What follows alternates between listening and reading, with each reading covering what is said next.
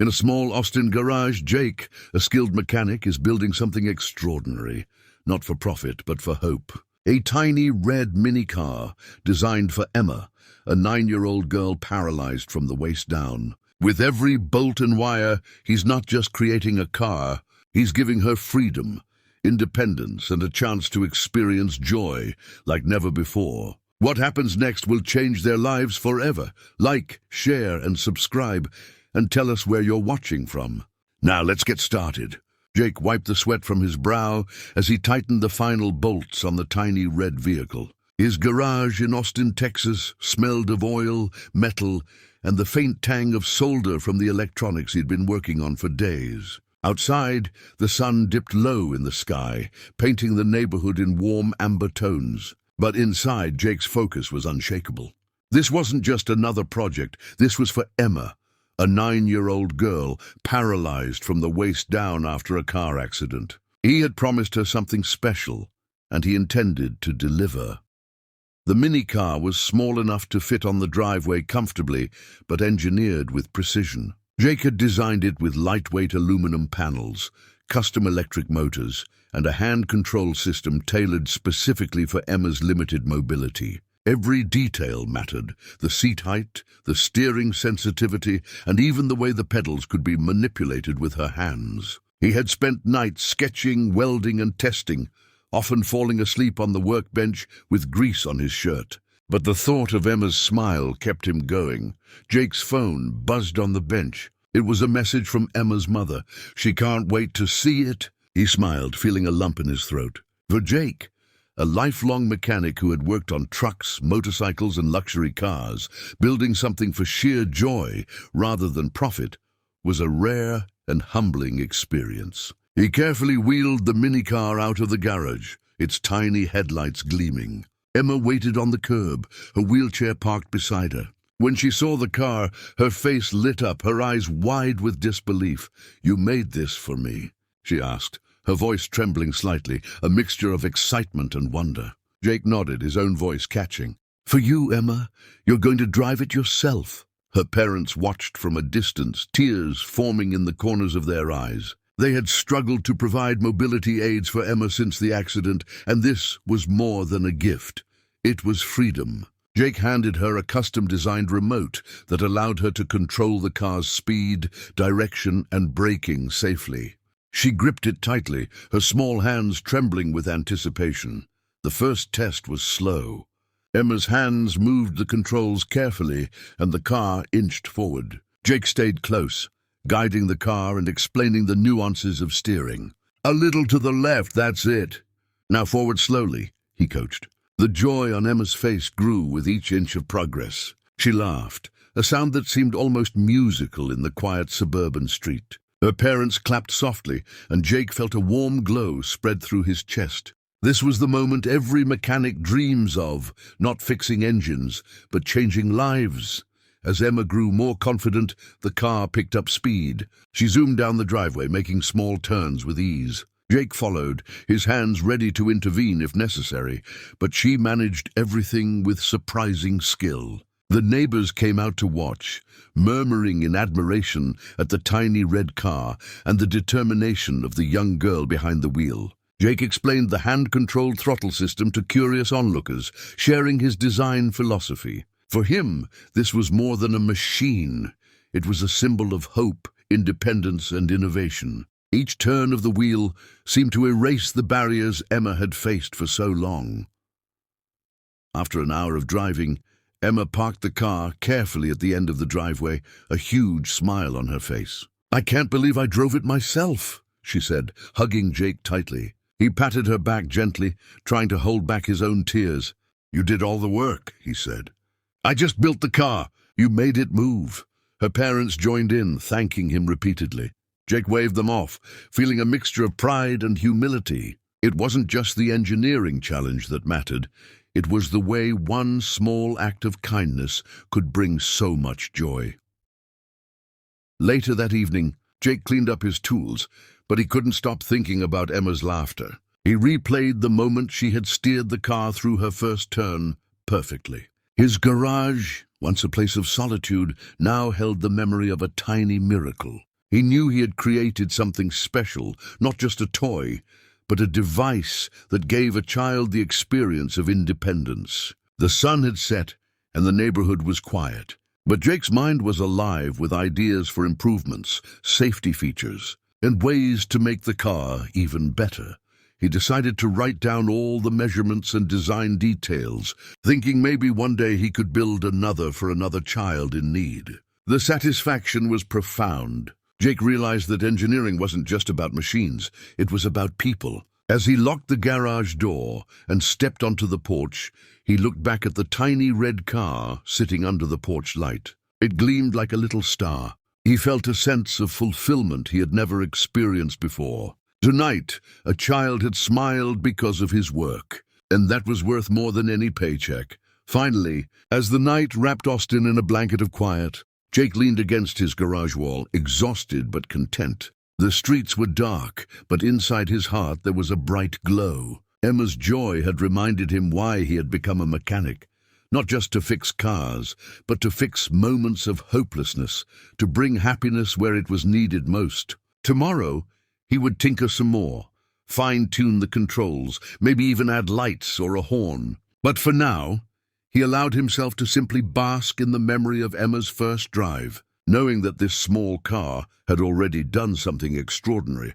The next morning, Jake arrived at the garage with a sense of anticipation. Emma's parents had promised she would come by for another test drive. The minicar sat polished and ready under the fluorescent lights, its red paint gleaming brighter than the day before. Jake checked every connection, tested the hand controls, and ensured the battery was fully charged. Even though he had seen Emma drive before, today felt different. Today, it wasn't just about fun. It was about showing her how capable she could be. He could barely contain his excitement as he heard the familiar hum of a wheelchair approaching. Emma arrived with a grin that stretched from ear to ear. Her mother helped her into the driver's seat, and Jake adjusted the harness for safety. "Her ready?" he asked, and Emma nodded eagerly. This time, Jake allowed her to drive further down the street, where the road was wider and the turns more challenging. The neighbors peeked curiously from behind fences and windows, intrigued by the tiny car and the young girl steering it so confidently. Jake followed closely, hands hovering near the controls, but letting her make decisions. It was a test not just of engineering, but of trust. As Emma maneuvered the car around a gentle curve, her laughter filled the air. She had learned quickly and was already attempting small turns at slightly higher speeds. Jake couldn't help but cheer quietly from the side, proud of both the girl and the machine he had built. Her parents exchanged amazed glances, silently acknowledging how special this moment was. The minicar, designed for practicality and fun, had become a symbol of possibility. Emma's confidence grew with every inch she drove, and Jake realized that these moments, her smiles, her independence, were worth more than any project he had ever completed. Jake noticed that some of the local kids had gathered on the sidewalk, watching the tiny red car zoom past. They waved and shouted encouragements, impressed by Emma's skill. For a moment, the neighborhood felt alive with curiosity and admiration. Jake explained to them how the car worked, demonstrating the hand-controlled throttle and steering system. He even let a few of them sit inside while the car was stationary, though only Emma could drive it for now. Seeing the car bring joy not only to Emma, but to others, reminded Jake of the power of simple inventions in brightening lives. After a few laps, Emma wanted to try something new, reversing and turning in tighter spaces. Jake guided her through it, giving advice but letting her take the lead. She hesitated at first, but soon she mastered the maneuver, turning the car like a professional.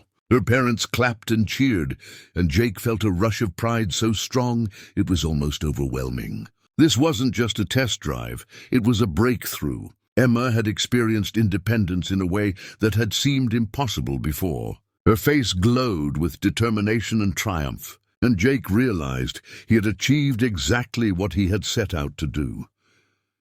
By mid-afternoon, Emma and Jake had created a small course around the driveway and nearby sidewalk.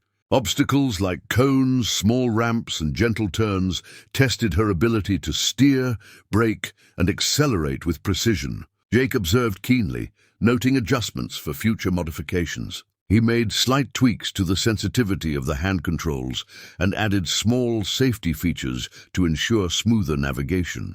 Emma's face lit up as she handled each challenge effortlessly. It was more than just driving.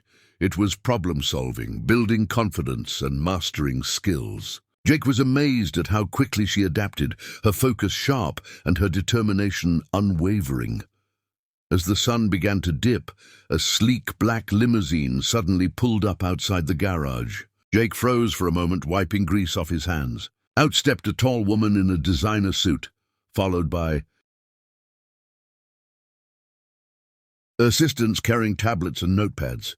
"Mr. Collins?" she asked, her tone professional but warm. Jake nodded cautiously. "I represent the Johnson Foundation. We've seen what you've done for Emma," she said, glancing at the minicar, "and we believe this could help children nationwide. We'd like to discuss how we can support you in producing more vehicles." Jake blinked, unsure whether to respond first. Emma, curious about the visitors, peeked from her seat in the minicar. Her laughter had momentarily subsided, replaced by intrigue. Her parents exchanged surprised looks, not knowing exactly what to expect. Jake listened carefully as the woman outlined the foundation's plans, grants, funding for materials, and connections to engineers who could help scale production. It was overwhelming. He had started this project for one little girl in his neighborhood, never imagining it could reach so many others. A mix of excitement, fear, and responsibility surged through him. This was bigger than he had ever anticipated. The conversation continued for hours, with Jake sketching ideas, explaining technical specifications, and listening to suggestions for improvements. Emma occasionally waved at the visitors, proud of the car she had helped bring to life. By the end of the day, an agreement was made. Jake would collaborate with the foundation to create more mini-cars, bringing freedom and joy to children with mobility challenges. It was a dream come true, but also a new responsibility. Jake realized that one simple act of kindness, building a car for Emma, had grown into an opportunity to change lives on a much larger scale.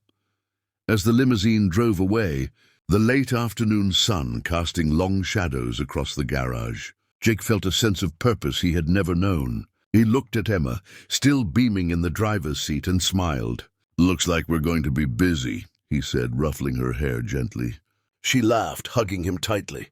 The mini-car wasn't just a vehicle anymore. It was a bridge to hope, independence, and new possibilities. Jake knew that this was only the beginning. The journey had started with one girl, one small car, and now, together, they were about to reach countless others who needed a little freedom of their own. The weeks following the limousine visit were a whirlwind of activity. Jake found himself coordinating with engineers, designers, and administrators from the Johnson Foundation, all eager to bring the mini-car project to life on a larger scale. Emma and her parents visited often, helping Jake test adjustments and providing valuable feedback. Jake's garage, once quiet and cluttered, now buzzed with energy. Tools clattered, blueprints were spread across every surface, and ideas were exchanged non-stop. Each evening, Jake would collapse into his chair, exhausted but exhilarated, reflecting on how far the small red car had come and how much more it could do for children like Emma. Emma had become the project's unofficial ambassador. Her laughter filled the garage as she demonstrated the car's capabilities for visitors and potential donors. Children who had never had the chance to drive now watched her with wide eyes, their excitement palpable. Jake had added customizable controls for different needs, making each vehicle adaptable to the child who would drive it. Emma's joy and confidence grew with every demonstration. Parents thanked Jake repeatedly, their gratitude echoing the deep impact of his work. Seeing Emma's independence in action was a constant reminder of why he had started this project. Engineering was powerful, but it was nothing compared to the happiness it could bring. As production plans developed, Jake visited suppliers and manufacturers, discussing lightweight frames, safe batteries, and adjustable controls. Each decision was carefully considered, balancing durability, safety, and affordability. Emma's feedback guided many of these choices, from the height of the seat to the sensitivity of the controls. Jake realized that the car had evolved from a simple garage project to a vehicle that could transform lives nationwide. The Johnson Foundation offered resources he had never imagined, including access to materials and connections with designers specializing in accessibility technology. Every meeting reminded him that small ideas could ripple outward into something extraordinary. One afternoon, a group of children arrived at the garage for a demonstration.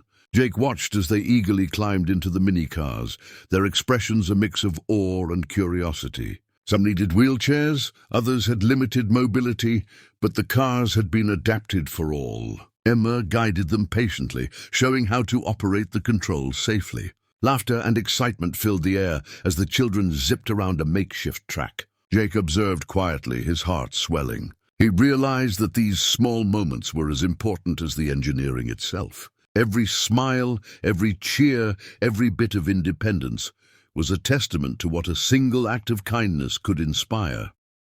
The project gained attention online. Videos of Emma driving the car went viral, drawing messages from families across the country. Donations poured in, enabling Jake and the foundation to expand production. Jake now trained other mechanics to build the cars with precision, ensuring that each child received a vehicle tailored to their needs. Emma's parents volunteered to help with demonstrations and community outreach. The garage had transformed into a hub of innovation and hope.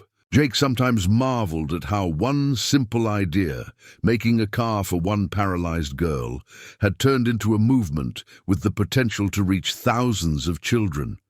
One evening, after a long day of testing new vehicles, Jake looked out at the sunset over Austin. Emma waved from her mini-car, confidently navigating the driveway. Her independence and determination were inspiring, reminding him why every late night and early morning had been worth it. Jake reflected on how the project had changed not only the children's lives, but his own. He had begun as a mechanic in a small garage, focused on engines and repairs. Now, he was part of a larger mission, using his skills to empower children and spread joy nationwide. The foundation planned a national rollout of the cars, coordinating with hospitals, rehabilitation centers, and schools. Jake worked tirelessly, refining each model and ensuring every safety feature met strict standards. Emma traveled with the team, meeting children and inspiring them to embrace independence. Each child's first drive was a moment of triumph, a small victory in the ongoing battle against limitations. Jake documented each step, proud of the difference their efforts were making. The project had grown beyond anything he had imagined, proving that innovation combined with compassion could change lives in ways no one could have predicted.